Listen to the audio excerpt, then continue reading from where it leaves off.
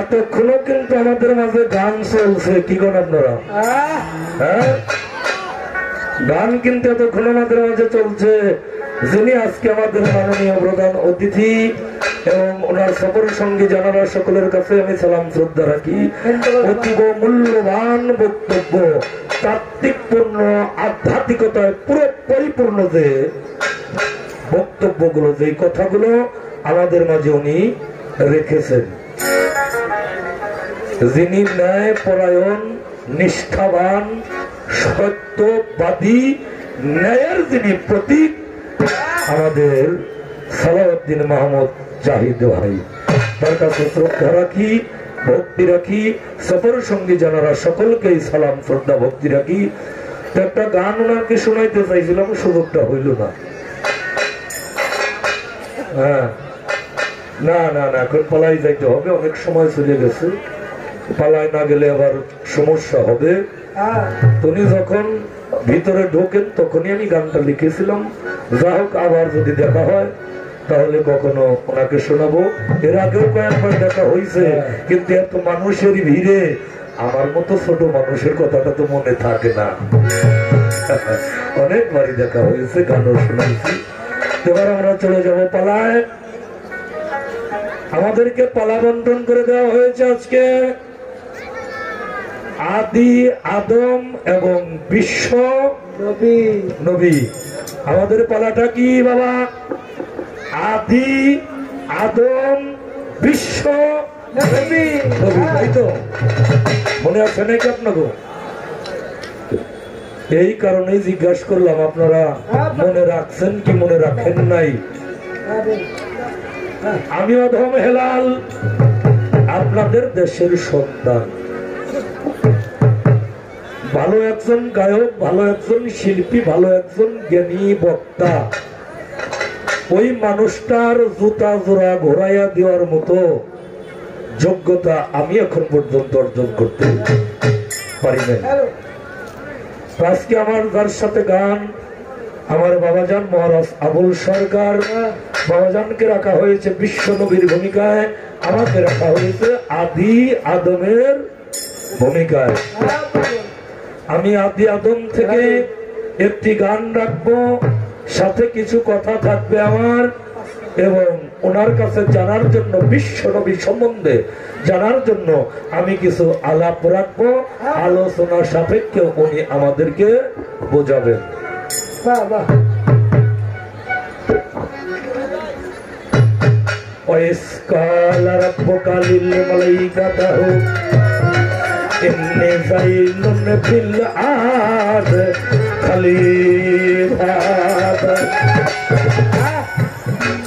আমার আল্লাহ বলেন, আমি এই মাটির পৃথিবীতে আমার প্রতিনিধি তৈরি করো, যে হবে আমার প্রতিনিধি। কার প্রতিনিধি? আল্লাহর প্রতিনিধি, না মানুষের প্রতিনিধি। হ্যাঁ, কার প্রতিনিধি? আমার আল্লাহর যিনি প্রতিনিধি।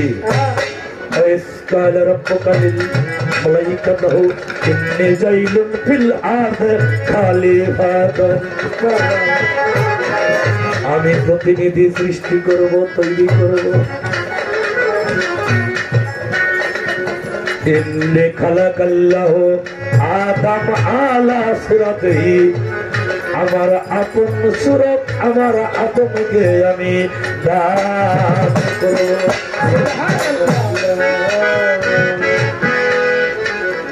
ওয়া নাফাকতু ফিহি মির রূহি, আমার নিজের রূহ আমি তাকে ফুৎকার করিব।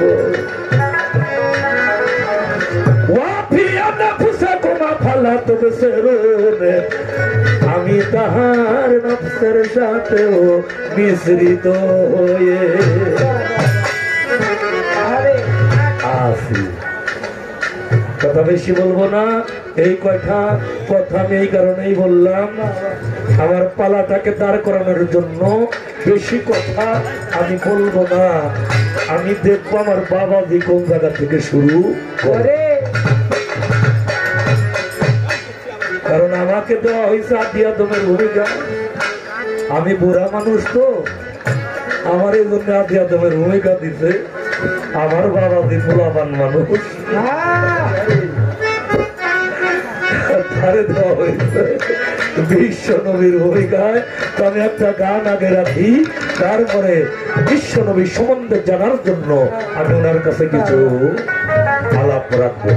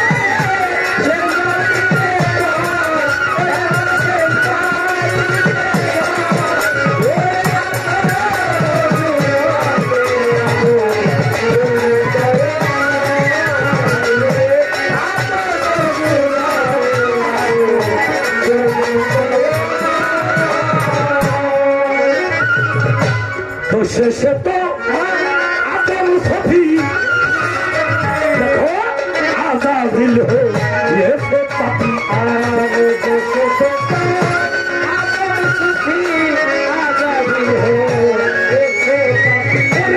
শেষে তো আদম সফি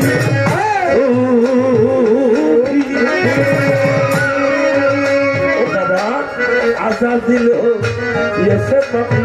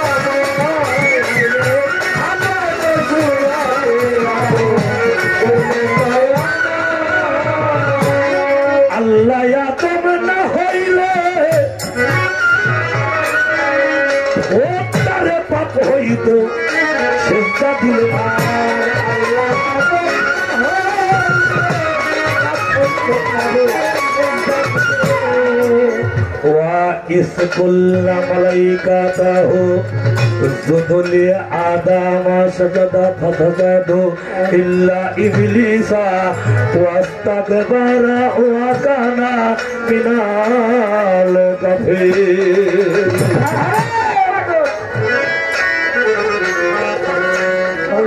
আমার আল্লাহ বলেন जुदुली आदामा সাজাদাত সেজদা করো। কাকে কাকে সেজদা করো? আদমকে সেজদা করো। তাই এখানে আমার এই গান।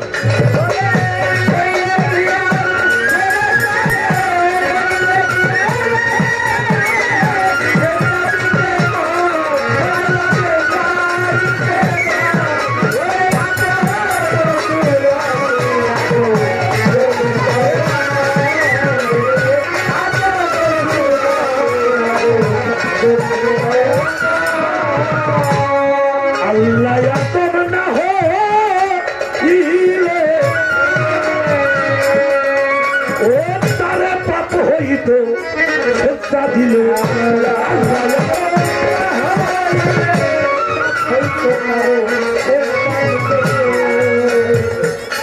আল্লাহ আদম না হইলে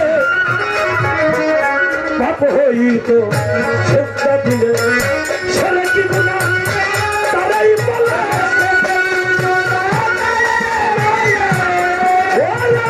ছেলে কি গুনাহ তারাই বলে এই না ধরে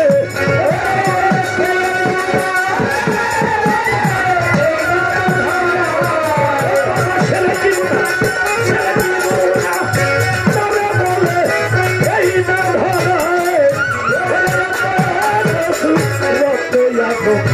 করলেন দয়াময় ও বাবায়াত সুরতে আধো করলেন দয়াময়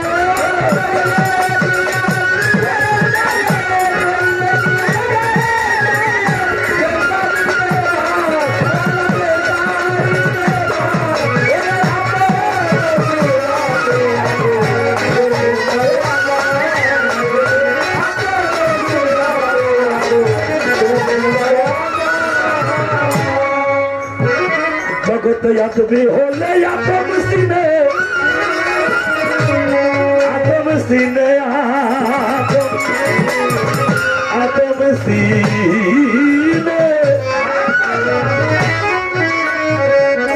ठीक दाराए तार नयने आदमी होले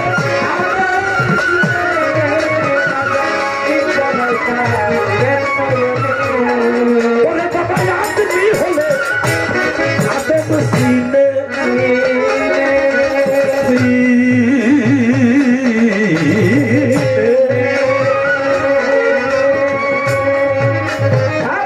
ठीक दाराए तार नयने साइदी लाला लाला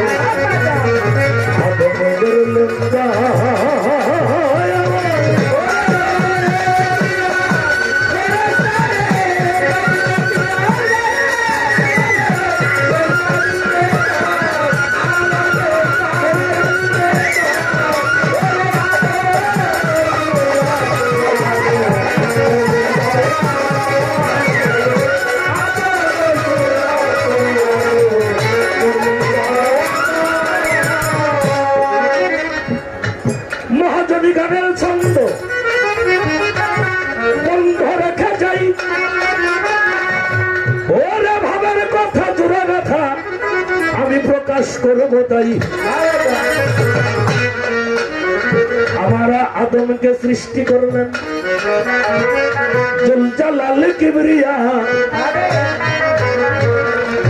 আপনার সুরকারে দান করলেন নিজের রূহটা ফুকিয়া বিশ্বনবী আমি শনিবারে পাই ওই দয়াল নবীজির প্রতি কিন্তু বাবা আমার কোনো অমর্যাদা নাই। সত্য কথা করতে প্রকাশ করব জিজ্ঞাসন, আশা করি জবাব আমায় করবেন মন মতো। আমি ধীরে ধীরে বলবো, ধীরে ধীরে বলবো, প্রকাশ করবেন বলবার ধীরে ধীরে বলবো।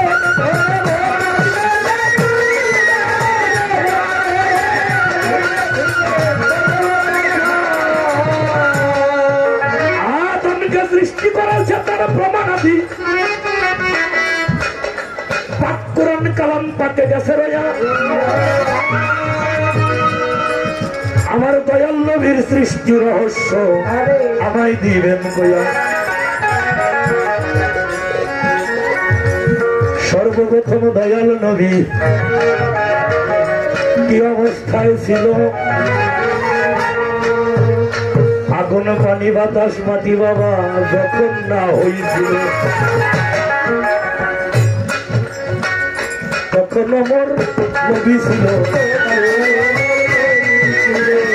তখন আমার নবী ছিল।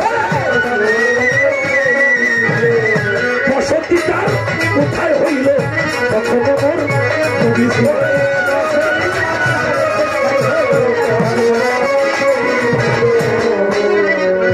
নবী থাকলে তার দেহ ছিল,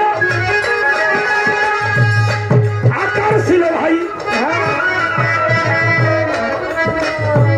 উম্মত ছাড়া এই জগতে কোন নবী নাই।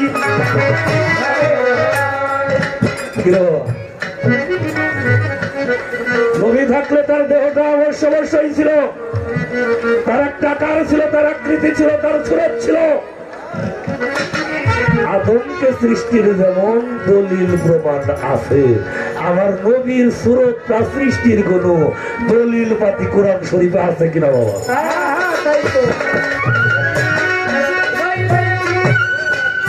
তোমার বাড়ি করা দেবো না।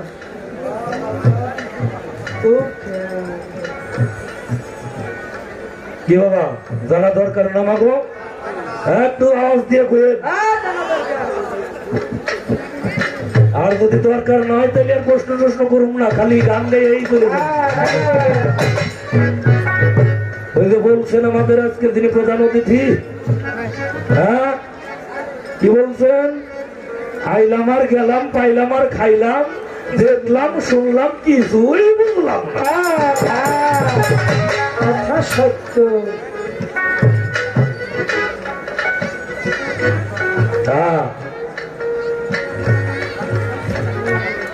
তাহলে নবীজির ওজুরটা ওইখানে ছিল কি?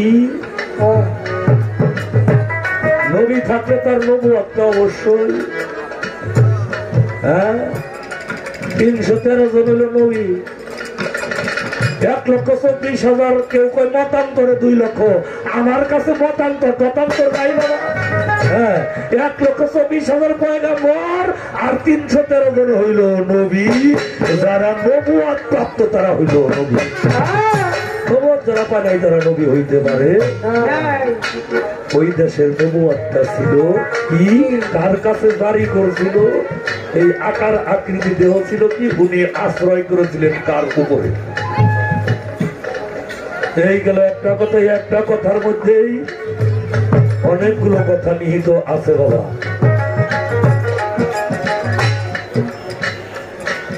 কি জানতে চাইতেছি কেন? পালা আমার বাবাদের সাথে অনেক পালাই হয়, কিন্তু আদি আদম বিশ্ব নবী পালাটা করছিলাম। এই যে একটা মহামারী আইছিল না, করোনা ভাইরাস, এই মহামারীরও আগে বিক্রমপুরে এই আদি আদম বিশ্ব নবী পালাটা বাবাদের সাথে হয়েছিল, কিন্তু রাত্রে নাগাল পাইছিলাম না। আজকে রাত সামনে আছে, আজকে সমস্যা নেই।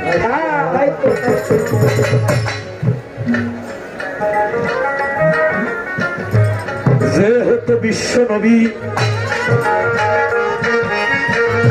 আমি জানতে চাই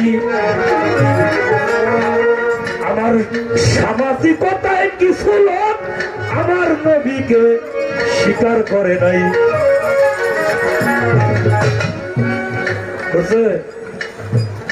আচ্ছা, সামাজিকতাই আমরা দেখি।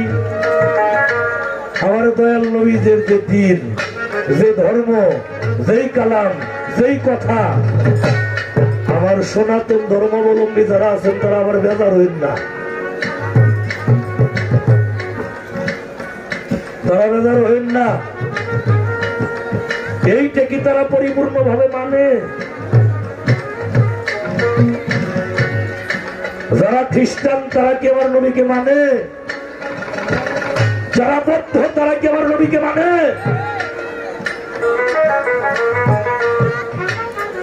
আবু জেহেল কি আমার নবীরে মানছে? আবুল আহাব কি আমার নবীরে মানছে? আবুল আহাবের স্ত্রী জামিলা আমার নবীকে কি মানছে? হিন্দা আমার নবীকে কি মানছে?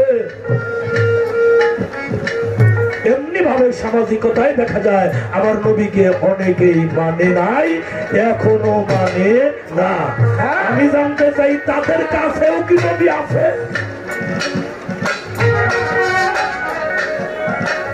তাদের কাছেও কি আমার নবী আছে? যদি থেকে থাকে তাহলে কোন অবস্থায় আছে? এই দুইটা কথাই বাবাজির কাছে আমার সর্বোপরি।